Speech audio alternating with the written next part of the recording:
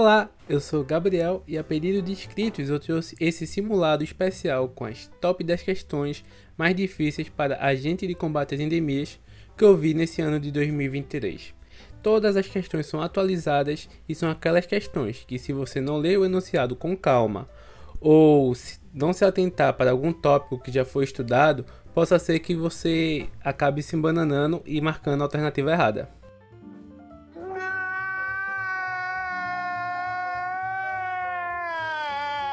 Se você gosta desse conteúdo, não se esquece de deixar o seu gostei, que ajuda bastante para que eu continue postando vídeos como esses, e comente sobre qual vídeo de agente de combate às endemias você gostaria de ver aqui no canal.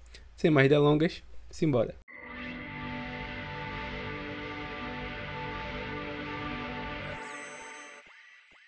E vamos para a nossa primeira questão. Sobre a biologia do vetor da dengue, marque a alternativa correta. Ele quer a correta. As larvas possuem 3 estágios evolutivos. A duração da fase larvária independe da temperatura e disponibilidade de alimento. Alternativa C. As pupas se alimentam de matéria orgânica presente na água. Alternativa D. A pulpa é dividida em cefalotórax e abdômen. Pause o vídeo e responda a alternativa correta. Bem, gente, antes de iniciar aqui a resolução da questão, basta fazer um resuminho aqui sobre o vetor da dengue. O Aedes aegypti. Bem, ele é o causador de 4 arboviroses, sendo a zika, a chikungunya, a dengue e a febre amarela, causando essas 4 patologias, essas 4 viroses.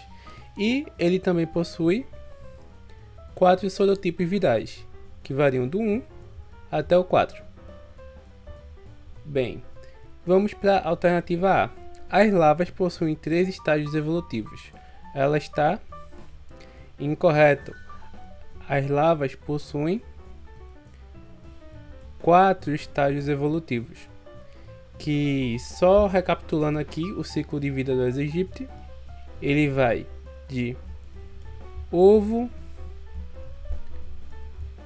larva, pupa e adulto. E nesse ciclo, a larva ela vai possuir 4 fases, possuindo 4 fases evolutivas, e é nessas fases que ela vai se alimentar de matéria orgânica, vai precisar da temperatura legal do ambiente para, depois que ela conseguir juntar todos os seus nutrientes, ela ir para a fase de pupa, e na fase de pupa ela vai tentar ir mais para a superfície da água, e ficando nessa superfície, passando um tempo, as larvas não, no caso a pupa eclode e chega finalmente na fase adulto. E esse processo todinho aqui dura em média de 7 a 10 dias. Resumindo esse esqueminha, dá para perceber que a fase larval tem 4 etapas e não 3. A duração da fase larvária independe da temperatura e da disponibilidade de alimento. Alternativa também incorreta. Por que está incorreto? Porque na fase larvária é onde a gente vai ter o maior metabolismo, como eu falei aqui. Ela vai querer consumir matéria orgânica, vai querer consumir vários tipos de bactérias, outros micro-organismos, para poder, assim, aumentar sua energia para aguentar o período da fase de pupa e vida adulto. Por isso que diz que essa palavra aqui, independe, torna a alternativa incorreta. Depende sim. As pupas se alimentam de matéria orgânica presente na água. Essa alternativa aqui está incorreto, porque na fase de pupa a gente não tem mais essa corrida para buscar nutrientes e ela conseguir fazer a sua evolução. É uma fase mais de transformação, de juntar energia mesmo, para depois eclodir e virar o adulto. Ou seja, a fase na qual há esse consumo de matéria orgânica presente na água é a fase larvária e não de pupa. A pulpa é dividida em cefalotórax e abdômen. Essa alternativa aqui está correta. Bem, só fazendo um resuminho, na fase lavária também há uma divisão de cabeça mais tórax mais abdômen. Já na fase de pupa, há uma união dessas duas aqui. Há o cefalotórax mais o abdômen, tornando a alternativa D o nosso gabarito. Próxima questão. Aqui, confirmando que o D é o gabarito. Sobre a hantavirose, marque a alternativa incorreta. Aqui, nesse caso, é muito importante a gente grifar o incorreto. Se atentem, gente, ele quer o errado. A hantavirose se apresenta em humanos na forma de síndrome cardiopulmonar por hantavírus. Alternativa B. É causada por um vírus de DNA. Alternativa C. É uma zoonose viral aguda. E alternativa D. O hantavírus possui como reservatórios naturais alguns roedores silvestres. Pause um vídeo e responda a questão. Bem, o gabarito dessa questão aqui eu vou falar, mas antes vamos discorrer um pouquinho sobre a hantavirose. Essa doença aqui ela é de notificação imediata, ou seja, se surgir um paciente suspeito dessa doença, a notificação tem que ser feita em 24 horas. E vamos lá, vamos ver se a alternativa A está correta. Se apresenta em humanos na forma de síndrome cardiopulmonar por hantavírus. A alternativa está sim, correto.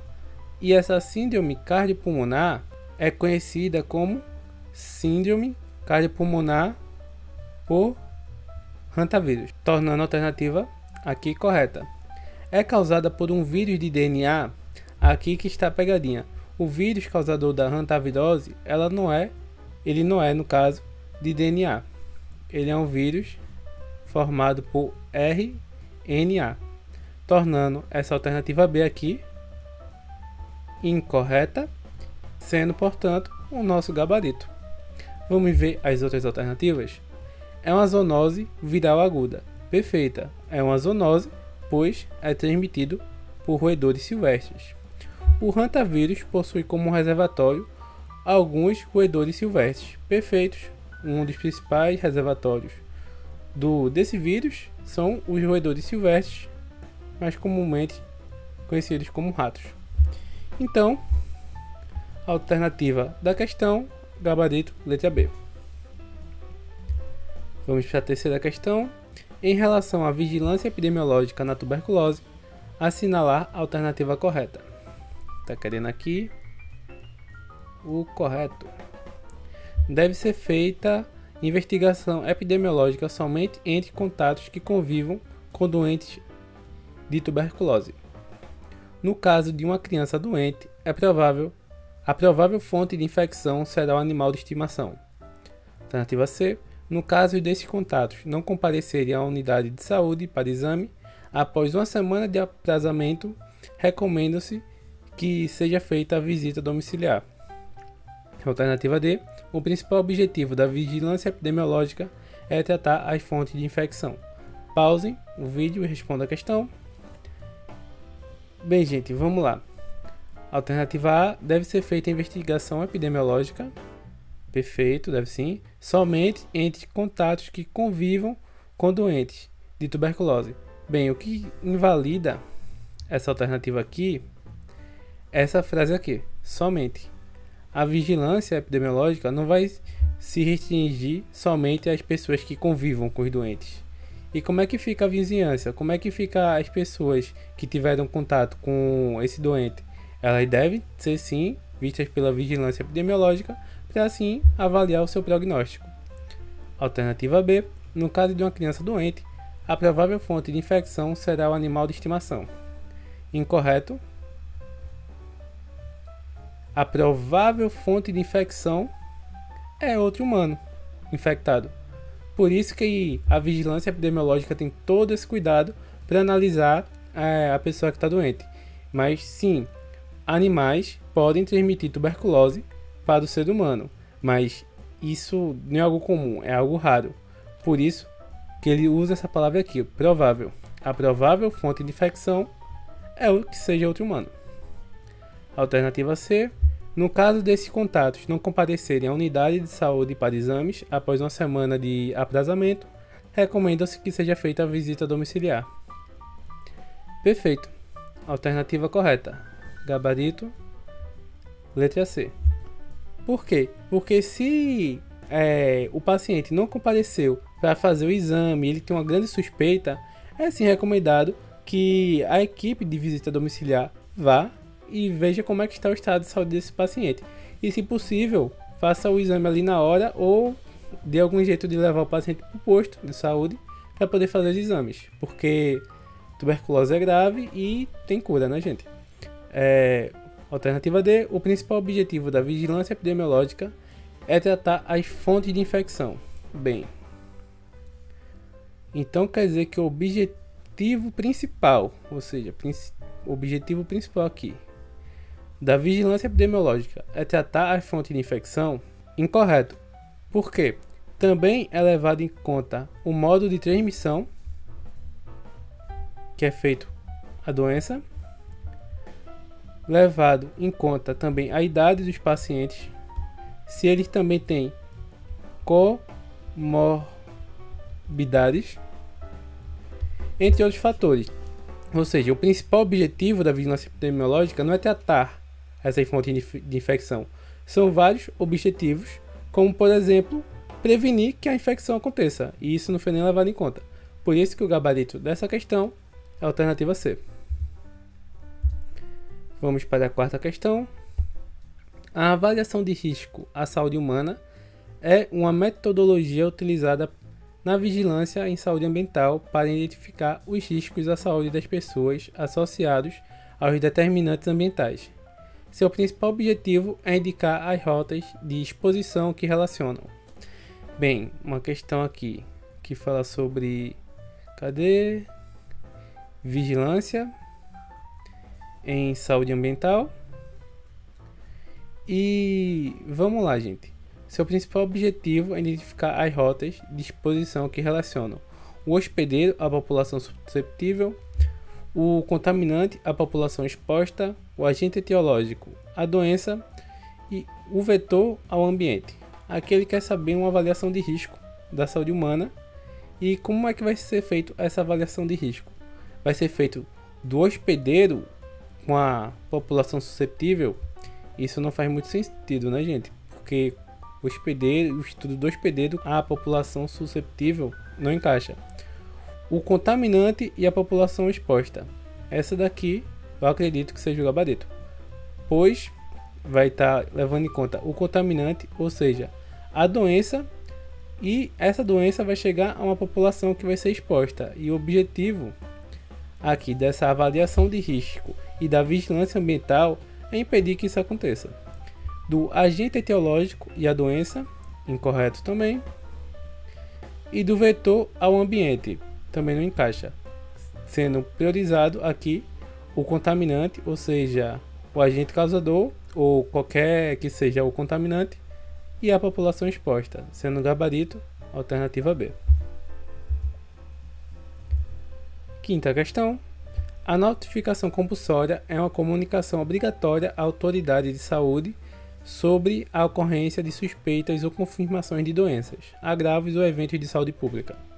Dentre as doenças de notificação compulsória, devem ser notificadas semanalmente à Secretaria Municipal de Saúde as que seguem. Basicamente aqui, pessoal, eles querem saber sobre notificação compulsória e qual dessas doenças são notificadas semanalmente.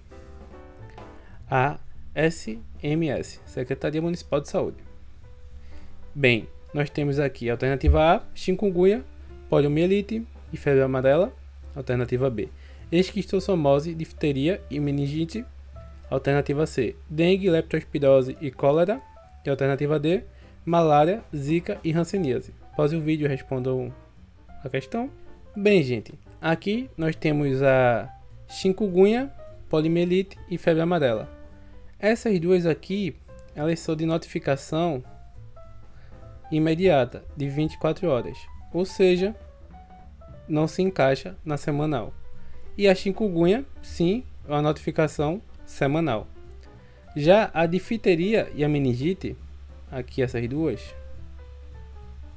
as duas são também imediatas, ou seja, feita em 24 horas. Já a esquistossomose também é de notificação semanal. A dengue também é de notificação semanal. Já a leptospirose e a cólera, ambas são de notificação imediata, ou seja, de 24 horas. Sobrando apenas a nossa alternativa D, que é malária, zika e hanseníase. Essas três alternativas aqui são de notificação semanal. Sendo um gabarito dessa questão, alternativa letra D. Se você ficou um pouco perdido nesse assunto de notificação compulsória e cai bastante, tanto para a gente de combate às endemias quanto para a gente de saúde, eu recomendo você dar uma revisada na portaria 420 de 2022. Nela você vai encontrar todas as doenças que são de notificação semanal, imediata, e se é para a Secretaria Municipal ou se é para outros entes. Pronto, vamos para a próxima questão. Sexta questão, a vacina Bacilo Calmette-Guerin, que é a BCG, bem mais fácil BCG, é indicada para prevenir as formas graves da tuberculose. A respeito dessa vacina, dada as afirmativas. E aqui eles vão querer que a gente marque as alternativas que está ou estão corretas. Perfeito, vamos lá. Primeiro, é contraindicado para gestantes e pessoas imunodeprimidas. Segundo, é contraindicada para pessoas expostas ao vírus da imunodeficiência humana, o HIV. Terceiro, é recomendada a vacinação BCG em 2 doses, ao nascer e aos 10 anos de idade. Quarto, todos os contatos prolongados com portadores de hanseníase devem receber uma dose de reforço da BCG. Pause o vídeo e responda a alternativa. Bem, gente, aqui a gente já consegue ver que essa alternativa aqui, ela está incorreta. Se a terceira está incorreta, a gente já pode cortar a alternativa B, a alternativa C e a alternativa E. Ficamos apenas entre a alternativa A e a alternativa D. Vamos lá, agora por ordem. É contraindicada para gestantes e pessoas imunodeprimidas. Perfeito, a vacina BCG ela é contraindicada contra essas duas classes de pessoas, pois podem causar reações adversas e piorar a saúde dessa classe. Já a segunda alternativa é contraindicada para pessoas expostas ao vírus da imunodeficiência humana, o HIV. Essa alternativa aqui, infelizmente, está incorreta. Por que está incorreta? Porque crianças menores de 5 anos que possuem o vírus do HIV, mas que não são mais sintomáticas ou também não apresenta imunodeficiência, pode sim tomar essa vacina. É indicado sim que tome essa vacina. Não é porque ela tem o vírus do HIV que ela é imunodeficiente. Botem isso na cabeça de vocês. Por isso que essa questão 2 está falsa. E já tira a alternativa D da gente, deixando apenas a alternativa A como o gabarito. E vamos, de toda forma, vamos analisar o item 4 aqui, que é todos os contatos prolongados com portadores de hanseníase devem receber uma dose de reforço da BCG. Essa alternativa aqui também está falsa. Mas Gabriel, por que está falsa? Primeiro, porque não existe vacina para a hanseníase. Pelo menos no momento que eu estou gravando esse vídeo, não tem vacina para a hanseníase. E ele diz aqui que todos os contatos prolongados têm que receber uma dose de reforço da BCG. Ah, então quer dizer que a BCG não tem nenhum efeito para tratar a hanseníase. Não é isso que eu estou falando. Pesquisas mostram sim uma relação da vacina BCG tendo uma melhora para prevenir a hanseníase. Assim, essa pesquisa, e que há essa proteção. No entanto, não existe vacina para a hanseníase, como eu falei aqui, e a quarta questão ainda generaliza, dizendo que todos os contatos, tornando essa alternativa falsa. Vamos para aqui o gabarito A, vamos para a próxima questão. A história natural da doença tem desenvolvimento em dois períodos sequenciados, o período epidemiológico e o período patológico. Aqui o período epidemiológico e o período patológico. Dadas as afirmativas a respeito do período patológico, ele vai dar 3 aqui, 3 alternativas e vai pedir, aqui está ou estão corretas. E aqui ele quer saber sobre o período patológico. Vamos lá. Nesse período interessam as relações entre susceptível e ambiente. Segundo, os sinais, os sintomas e a cronicidade não são consideradas nesse período. E o terceiro, inclui as perturbações bioquímicas em nível celular que podem evoluir para a morte. Bem, gente, pausem o vídeo e respondam. Bem, analisando as alternativas aqui, a primeira diz que nesse período interessam as relações entre susceptível e ambiente. Isso quer dizer sobre período patológico? Está incorreto. Está errado. Por quê? Porque essa relação entre doença e ambiente, pessoas susceptíveis e ambiente, diz respeito diretamente ao período epidemiológico. Pronto. Já essa segunda aqui que diz os sinais e os sintomas e a cronicidade não são considerados nesse período, tornando a alternativa também incorreta, pois são sim considerados no período patológico tanto os sinais, os sintomas e a cronicidade das doenças. Terceiro item, inclui as perturbações bioquímicas em nível celular que podem evoluir para a morte. Perfeito, definiu o que é o período patológico. Vai se preocupar com essas perturbações bioquímicas, tanto a nível celular, a nível proteico, como é que vai desenvolver o passo a passo da doença, e não se atentar tanto a esse período de susceptível em ambiente que tanto se preocupa o período epidemiológico, sendo, portanto, o gabarito dessa questão apenas a terceira alternativa. Gabarito correto, apenas a terceira. Oitava questão, sobre o sarampo, é correto afirmar que... Bem, vamos ter uma discussão aqui sobre o sarampo e ele quer a alternativa correta. Trata-se de uma doença parasitária infecciosa aguda, potencialmente grave, transmissível e extremamente contagiosa. Alternativa B.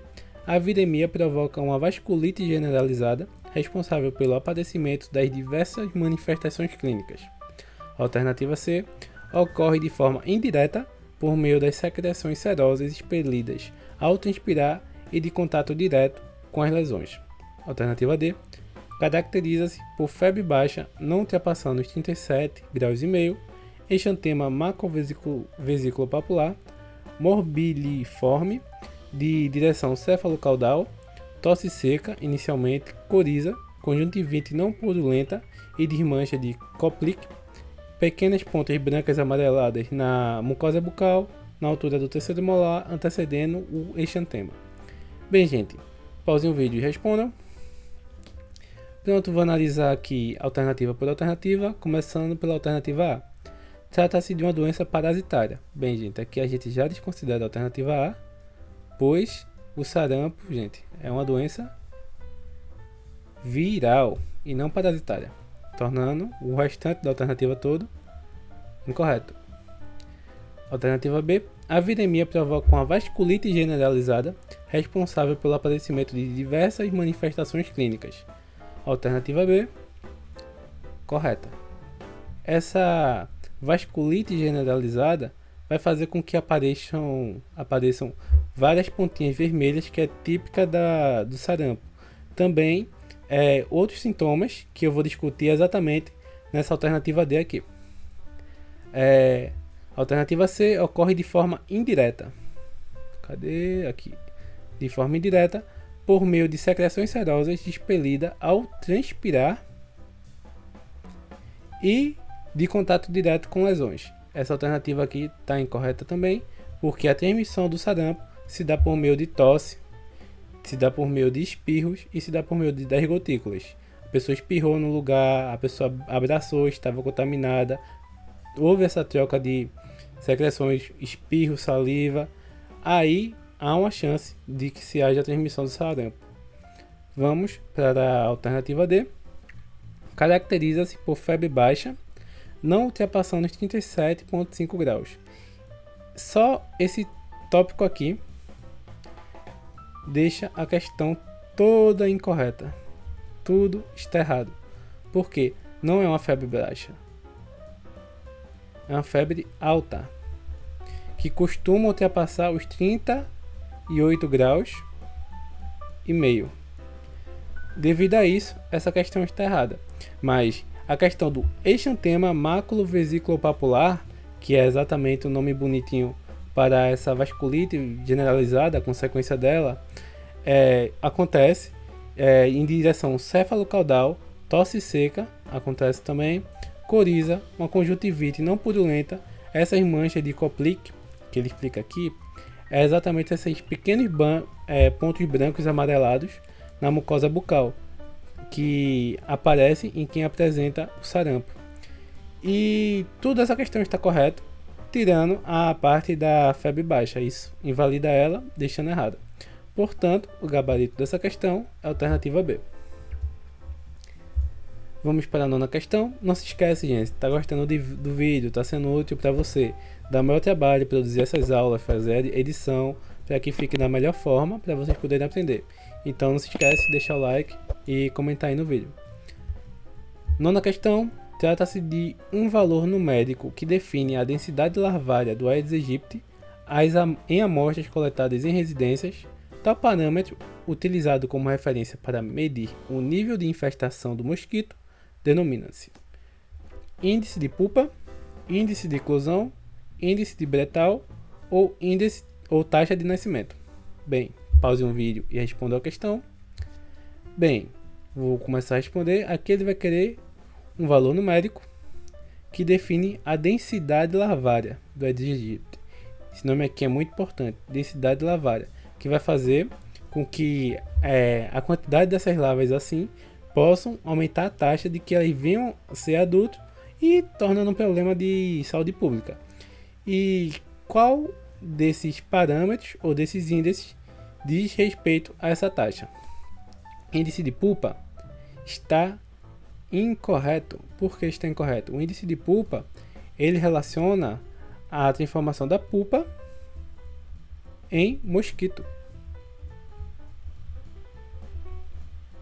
E nisso a gente pode variar vários cenários, botar um cenário mais quente, botar um cenário mais frio, para ver se a pupa vai sim conseguir se desenvolver para o mosquito. Isso a gente consegue estudar essa transformação, mas não é ela que está relacionado à densidade larvária. Índice de eclosão também está incorreto. E a alternativa aqui é o índice de Bretal. Está correto. Alternativa, deixando no gabarito, alternativa C. Pronto, gente. Vamos agora para a última questão. Uma questão bem legal que eu achei sobre a leishmaniose. É a alternativa de certo ou errado. A leishmaniose é uma doença infecciosa, contagiosa, transmitida através da picada de insetos vetores chamados de flebotomíneos. Está certo ou errado? Bem, gente, essa alternativa aqui está incorreta. Está errado.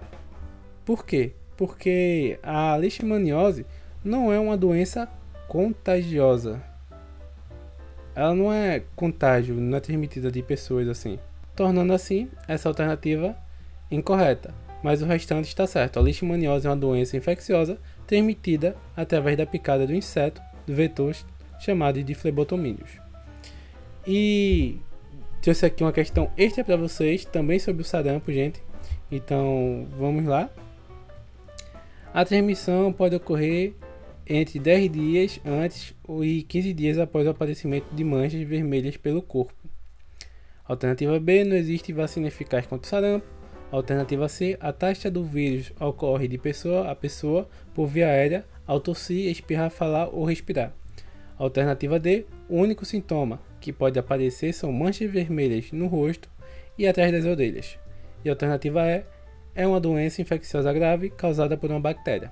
Pausem o vídeo e respondam. Bem, gente, aqui ele pede a alternativa correta. E vamos lá, a transmissão pode ocorrer entre 10 dias antes e 15 dias após o aparecimento das manchas vermelhas no corpo. Isso aqui está errado.